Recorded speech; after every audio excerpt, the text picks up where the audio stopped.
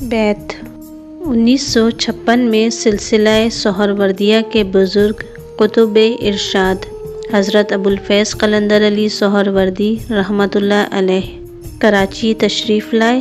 حضور بابا صاحب رحمۃ اللہ علیہ ان کی خدمت میں حاضر ہوئے اور بیت حاصل کرنے کی درخواست پیش کی۔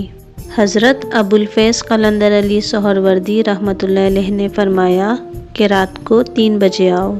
سخت سردی کا عالم تھا کہ حضور بابا صاحب رحمۃ اللہ علیہ گرانڈ ہوٹل میکلوڈ روڈ کی سیڑھیوں پر رات کے 2 بجے جا کر بیٹھ گئے اور ٹھیک 3 بجے سہروردی بزرگ رحمۃ اللہ علیہ نے دروازہ کھولا اور اندر بلا لیا۔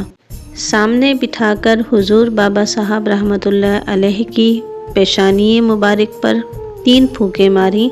پہلی پھونک میں عالم ارواح منکشف ہو گیا، دوسری پھونک میں عالم ملکوت و جبروت سامنے آ گیا اور تیسری پھونک میں حضور بابا صاحب رحمۃ اللہ علیہ نے عرش معلیٰ کا مشاہدہ کیا۔